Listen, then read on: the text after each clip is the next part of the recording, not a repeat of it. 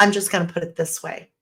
All parents are suspects in my personal book until they are cleared by the police. Period. I don't trust what they say.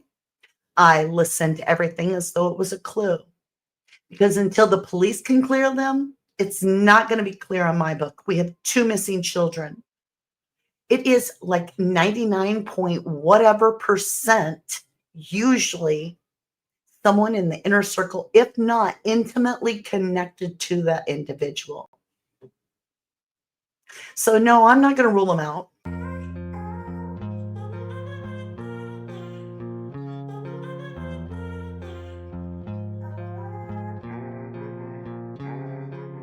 Welcome, welcome. And we're going to be talking about Lilly and Jack Sullivan.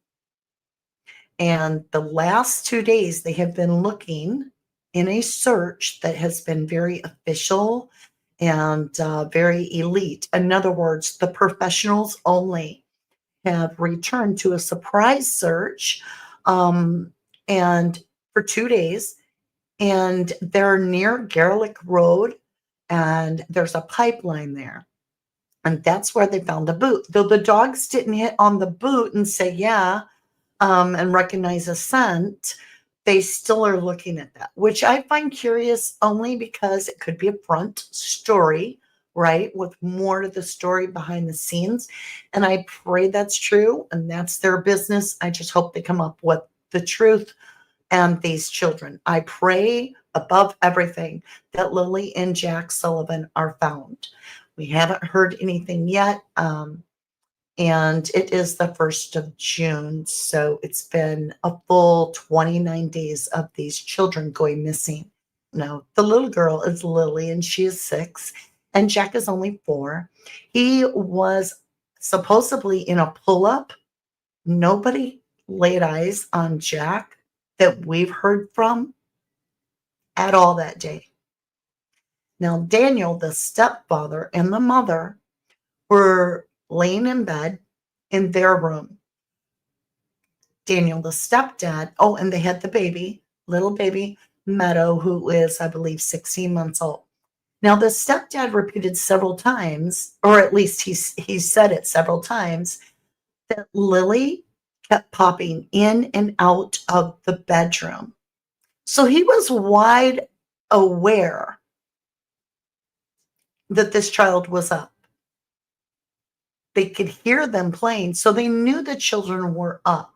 When you have a parent, as the stepfather is out there showing that he's searching and talking to the media and all this, everything that he talks to the media about isn't the turmoil that the kids must be going through. It's the turmoil that he's going through. Everything he does seems to be in a defensive mechanism, including making statements such as, now that I took the polygraph test, even though I don't know if I should talk about it or not, I'll just say it looked good for me. He presented it to the RCMP. We don't know who gave it. We don't know what the results were. We have no legal confirmation or anything from anybody but from his mouth. And it's not a full yes. Because if it was, he'd be flaunting the paperwork in front of you saying, told you, told you. But instead, he makes this broad, wide statement. We'll just say it's good for me. Okay. And then he makes the statement. That way people can stop pointing fingers at him. Where's the normal, innocent parent? Don't forget what they look like, because they all of them, do the same thing. They get on there and they don't talk about themselves. They're like all about the missing child, right? They got the picture of the kid, right? Daniel's done that. It's like Daniel checked the boxes, but there's nothing emotionally tying him to what the kids must be going through right now. He doesn't plead for it, nothing. He jumped in a vehicle when we all know he's a country boy that has a 4-wheeler that can scout and go all over those woods, the highway, the road, everything. It gives him freedom to check so much more, whereas a car restricts you to the highway. These kids are not restricted to the highway. They can travel like a crow can fly. But he chose a vehicle early on. So that's a big red flag whenever any vehicle, I don't care who's driving it, leaves the property of missing children before 911 is called. There's a lot weird with the mother in this case too, with Jack and Lilly Sullivan, when the mother could have went to the RCMP camp right there, said to her mother, take the baby. I ain't gonna be leaving this property right here till my children are found. So no, mama was not forced to leave anywhere. I promise you, there would have been a hotel made available for her. That community loves those children. So I know the parents don't get no free ride over here on our channel until they're cleared by the police. I have no sympathy for anybody. When you work one damn day a week and you're still in bed at 10 o'clock when you know that your little ones are up, nobody should think that's okay. So Daniel Martell says, and remember, it's all alleged. I have no idea. I didn't get the text myself. He says, I love her more than anything. That will never change. I'm waiting for that chance to relive our first date over waterfalls and a walk on Big Island Beach with the Daniel you first met. She will know what that means.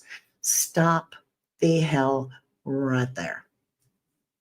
You got wishes and it didn't include the safe return of them kids? You're out here fantasizing about a relationship again with Malaya in the old way? When your kids are missing, you got that on your mind, and she's changing her profile status to single? This is more like a fight between you guys, and you're trying to make up with her than it is about your missing children. I only wish I could tell you fine details surrounding Malaya and her family and the disappearance. I'll let you know Malaya was set to stay with me and the baby to leave with my cousin. 5 minutes along with her mother. After the first search briefing, Malaya completely changed. She couldn't even look at me. An hour before this, Malaya told our CMP she felt happiest and safest with me. It was a different Malaya. Did you hear anything about the kids? Did you hear anything about Lilly? Did you hear anything about Jack? It's all about relationship status. 4th post. We finally hear Lilly and Jack's name finally stated.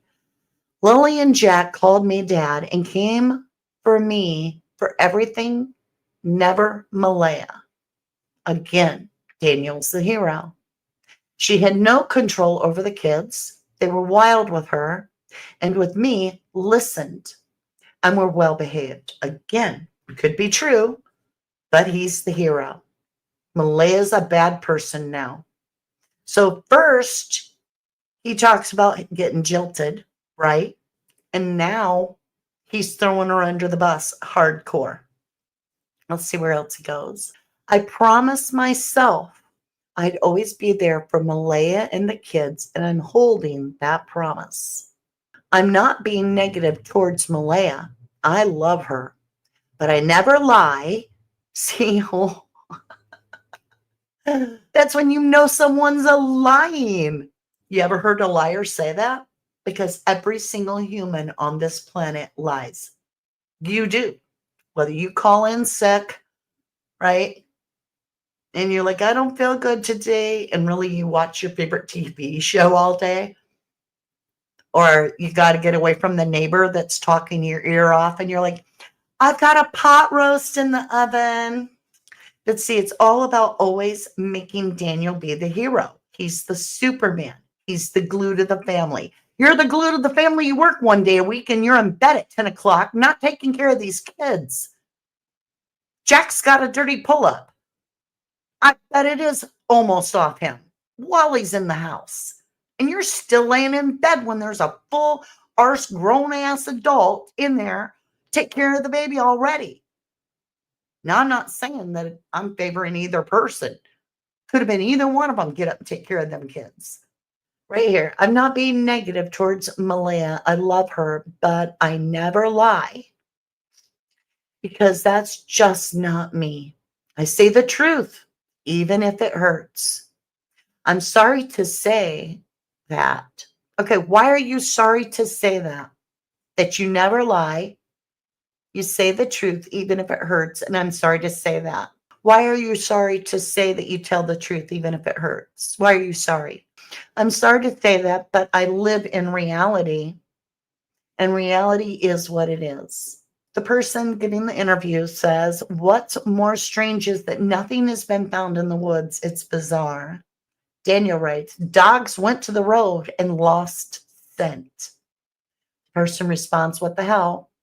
That's first why I thought maybe they went out to catch the school bus at the wrong time, right? Good on the presenter. They're doing a good job. More than meets the eye. No kids were marked absent. So that's what I'm saying. So it says no kids were marked absent 6:17 and 6:18 a.m. by Malaya. So he's not saying no kids were marked absent. He's saying no, comma, kids were marked absent at 6:17 and 6:18 a.m. by Malaya. I have emails from the school to prove that. So I was right. Mama was up by 6 o'clock in the morning making the ring, ring, ring to tell the school them kids wasn't going to be there by 6. So why didn't she see them babies? And why did Daniel have to have proof that she did that unless he wasn't there or was asleep? He would have known if he was awake and in that trailer, he would have known if she was making any type of phone calls. So by 6 o'clock in the morning, Mama's already awake. How long's Mama been awake? Trying to wrap my mind around this. You got an all-terrain vehicle that can do road and woods, but you choose a vehicle early in the morning and you're gone for how long? We don't know. Before 911's called at 10. More than meets the eye. No, and I believe there should be a comma. Kids were marked absent 6:17 and 6:18 a.m. by Malaya. I have emails from the school to prove that. The person says, yes, that's been proven. Just dogs lost scent and nothing in the woods makes me think it's possible they were picked up. By who? Question mark. All right. Daniel says, I don't believe that because I became good friends with reporters. So we're missing chunks. Keep in mind, this isn't one flowing text. There's a huge chunk of stuff she felt that she shouldn't share and some things Daniel told her not to share. So this is a new screenshot. He says, I don't believe that because I became good friends with the reporters from Global, CTV, and CBC. They tell me they kick them out of the yard, and she tells me no media questions must be asked through the lawyer. So, Malaya, like I said, lawyered up. Media to leave and says Malaya is not doing media.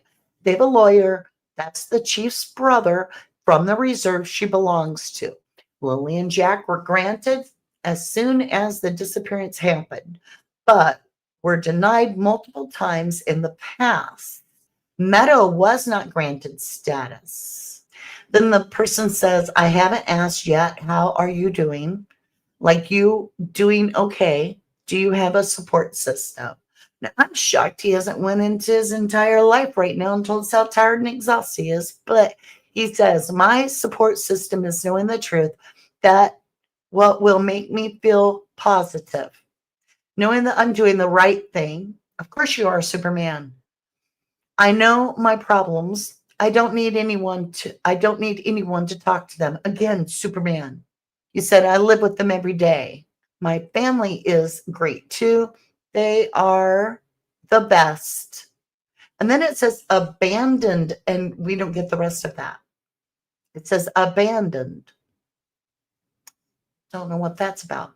Now, this gets downright interesting because we're going to be talking about Daniel's mom.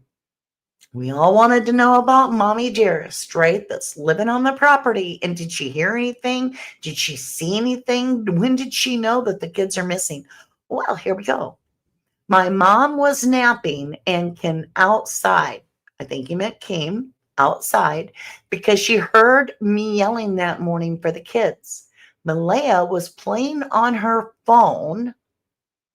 Mom came out and she said Malaya had a look of worry in her eyes that my mom was home. No tears. She wasn't scared the kids were gone. Just a look of worry she got caught for something wrong. Throwing Malaya completely under the bus and throwing suspicion Malaya's way through a leverage of a third person that's not saying any of that. Your kids are missing, all right? What does the look, I just got caught doing something that I know is wrong, look like compared to my kids are missing? And when he says she was just playing on her phone, was she calling 911? I'm not standing up for the parents. I'm just looking at all angles, without getting emotionally so involved that I'm like, oh, that person's a superhero. And no, I'm seeing things for what they are. I'm staying unbiased, unattached to the parents because the only persons that I'm interested in knowing is where in the hell are Lilly and Jack Sullivan. They're the ones that I'm worried about. They're the ones that I'm concerned are exhausted and tired or might not be alive anymore. Malaya asked me when noticed the kids were gone, should I call the police? Malaya is like absolutely playing on her phone, not caring about nothing. Kind of comes and looks outside the house, and Daniel's mom happens to see her, and she looks like she may have done something wrong. And then she looks at Daniel and she says, should I call the police? And when the kids are with her, they're wild. I've been in little spats with exes before, and I've heard them say crap. And that's what this sounds like a dirt throwing little heartbroken little boy that's more focused on making the other parent look like the bad parent, and he's the good parent, and everything was great around him. If everything was so good and Daniel, you were so attentive and the kids relied on you so much, then shouldn't you be held responsible more than the mother? Because according to this, you knew the mother wasn't taking care of these children, that you were. You only work one damn day a week. It's 10 o'clock.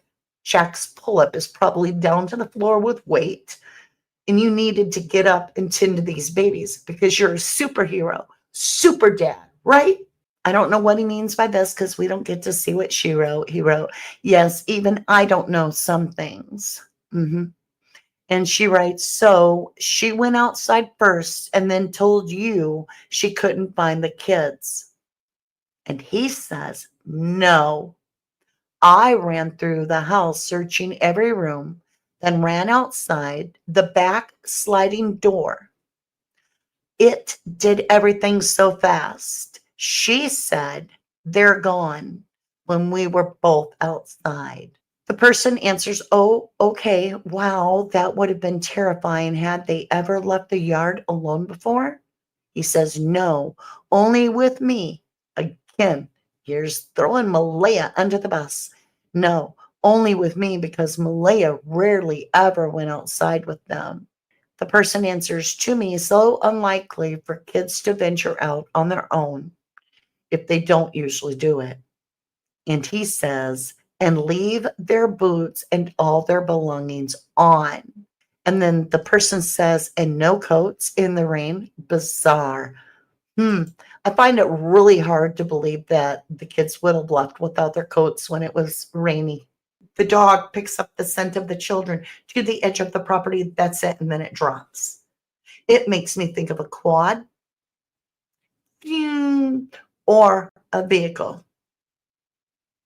And that's why it's always suspicious when anybody leaves the property of a missing child in a vehicle prior to 911 getting called. because that means that they're not on anybody's clock. We don't know how long they were gone. We don't know how far they drove. When the four-wheeler is there, accessible, it's an all-terrain vehicle. You can go down to the culvert in that. You can drive through most of the ditches and get right back on the road. It's a time saver. It's going to take you places that that car ain't never going to take you. And you know it because you're a country boy. So why were you driving around on a road looking for little bitty kids and not doing a ground search first? That's a big deal. And Malaya was up at 6 a.m. making calls to the school. They got emails to prove it. And yet, they're both back in bed and these kids are up on their own. And they ain't got no jobs really to speak of, to no reason, just lazy ass. Say it like it is. And if you're sitting here thinking, well, you judgmental bitch, guess what?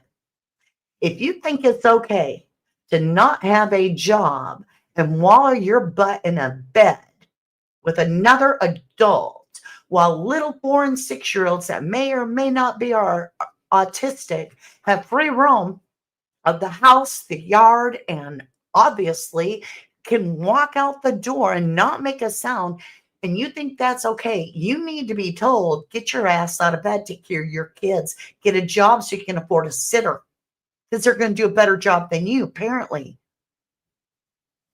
I'm just not going to pretend it's okay what's gone on here. These kids are missing because of negligent parents, period. If they would have got their ass out of bed, taking care of these kids, had them at the breakfast table, I highly doubt we'd be at this position right now, wondering if they're alive or not. So parents need to own up to being what we are as parents. We're there to provide safety. I don't care if Malaya said that Daniel made her safe. He obviously didn't keep them kids safe now, did he? I know. I'm going to get a lot of people going, oh my God, they're already suffering enough. Daniel's the only one sorry looking for these kids. No, he ain't. He can't go on the searches with them. He ain't really doing much of nothing in my book, but out here preaching how tired he is and how clear he is and how bad Malaya is. And she damn sure needs to be looked at hard. That she's got a lawyer. We ain't going to hear nothing. That there's no excuse for them to be in that bed. Not both adults. Not with little kids out there. So I pray to God that these children are found. Tell you what, I'd be looking in that, I think I'd be looking at that waterfall if I were the police. That is a weird statement. That is a weird statement. She'll know what I mean. That is a weird statement. I don't care who you are. All right, you guys, hopefully the outro plays. I love you so very much, and I will see you again very, very soon. Much love. Thank you all.